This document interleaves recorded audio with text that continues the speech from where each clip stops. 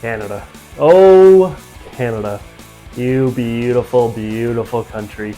Our game, our championship.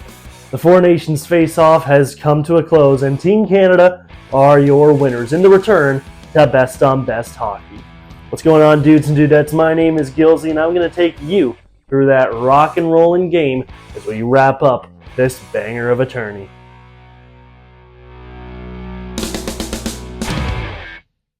If you're wondering why I'm the one here talking to you, our regular host, Rick Scarborough, partied a little too hard last night and hasn't woken up yet, so I'm in charge today. And before we get too far into this one, I promised on Instagram yesterday, which, if you don't already, you should go follow us on Instagram. We've also got a TikTok and a Twitter. But I promised on Instagram yesterday that if Team Canada won this game, when Team Canada won this game, I'd drink some maple syrup in this video. So stick around for that, I guess. Alright, so here we go. It's pre-game Thursday night, and the lineups are coming out. The US are rolling with their best guys, injuries and all, but Canada is missing a name. Josh Morrissey's out with illness, so Thomas Harley is suiting up for the championship of a tournament he was never supposed to even play in. What a story there. Gotta love that guy. The party gets started with another booing and butchering of O Canada, which you have to believe lit a fire under the Canadian team. It lit a fire under me. I was about to start boxing my television. And light the fires it did as Nate Dogg opens up the scoring just minutes in with an assist from Thomas Harley, and Canada's up 1-0 thanks to Mac Daddy. The hard and gritty first period keeps rolling from there until everyone's least favorite cave troll, Brady Tkachuk, finds the back of the net and makes things 1-1 heading into the second. It was there that Jake Sanderson wired one in to give USA the lead, heightening the blood pressure of Canadians everywhere. That is, until we found ourselves at a stalemate once again, thanks to East Gwillimbury, Ontario's own Sam Bennett, with a Mitch Marner assist to make it all the sweeter, and we're tied 2-2 after 2. Now it's here that we got to turn our attention, unfortunately, to the United States, specifically their bench. Matthew Tkachuk left the US bench early for the dressing room and did not play at all during the third or overtime, despite sitting there on the bench looking like a loser. And of course, not to diminish the importance of the third period, but no goals were scored there, and thinking about how close the chances were gives me anxiety, so I'm just going to move on straight to OT.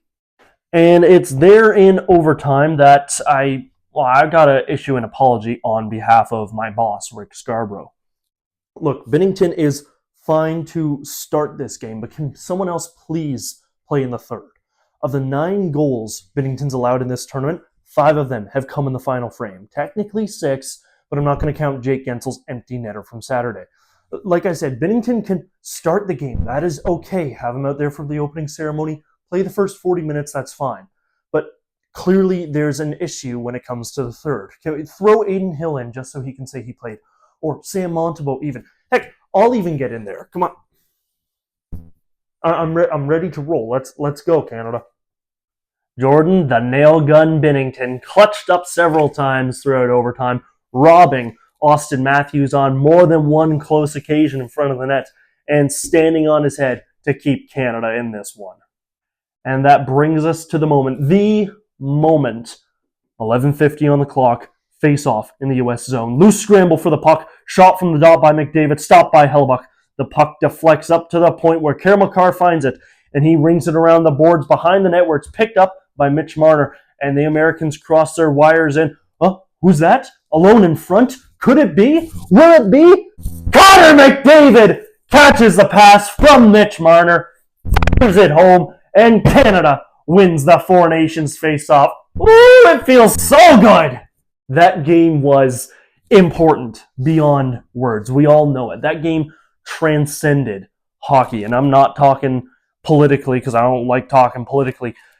It transcended hockey on just the basis of national pride. John Cooper said it best after the game.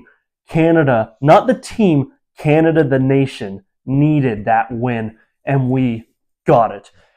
Have you felt like that going into a hockey game and watching a hockey game? I don't know, any time in the last 10 years? For me, it was probably the gold medal game at the 2010 Olympics.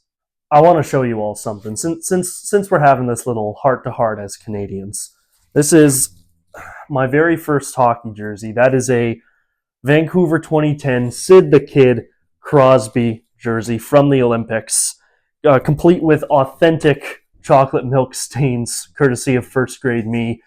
And watching last night's game, watching the Four Nations finale, I felt like the little kid, the first grader that used to fit into this jersey. That's the kind of game that reminds you why you love hockey.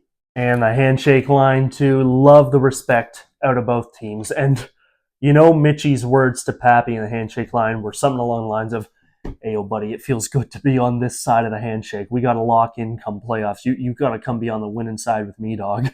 That's something that we, as Leafs fans, can take away from this tournament beyond just how awesome it was in the Canada dub. Mitch Marner learned how to clutch up in a do-or-die game at TD Garden in Boston. Oh, it's go time in April, boys. So the champs get their hats. The OT hero Connor McDavid is player of the game. Nate Dog McKinnon, the tournament MVP, and Captain Canucks Sidney Crosby lifts that trophy high. Ooh, it feels nice. Even though it probably should have been something cooler than a trophy. Look, we're only doing this tournament the once. We're going back to the World Cup and the Olympics after this. They could have done something funny from a marketing perspective and a ceremony perspective.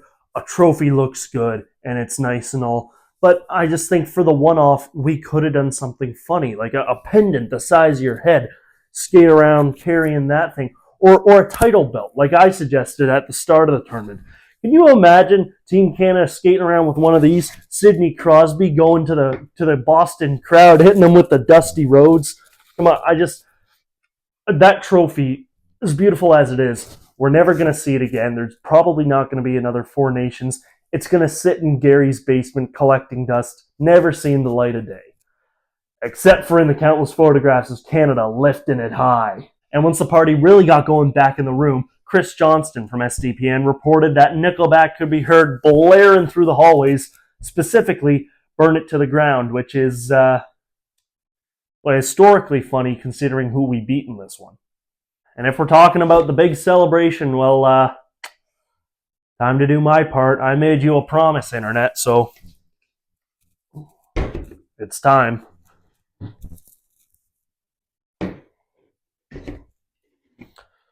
I love this country. Cheers, Canada.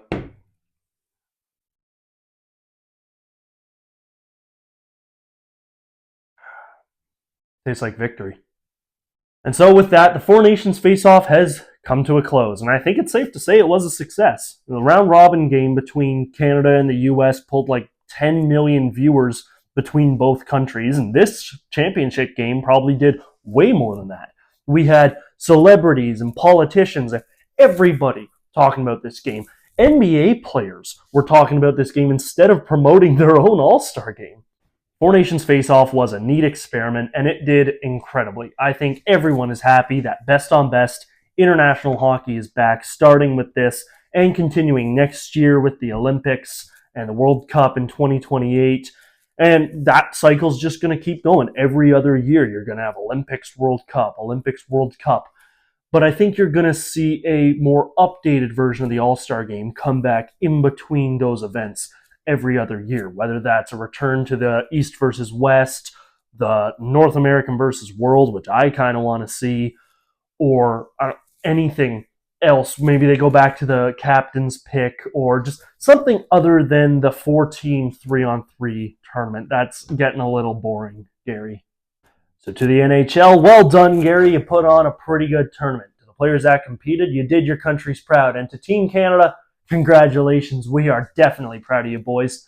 But it's time to move on fast because the NHL regular season is rolling right along. And you can bet we're talking all about it here on Blue and White Weekly because the Leafs are back in action Saturday night against the Carolina Hurricanes. Before we move on to an Original Six triple threat road trip, that's right. We got Chicago Sunday night, we're in Boston Tuesday night, and then wrap it up Friday night at MSG against the Rangers. Until then, fellas, thanks for hanging with us to talk about a big Canada W. We hope you've enjoyed our coverage of the Four Nations Face-Off. If you did, why not drop a like and subscribe?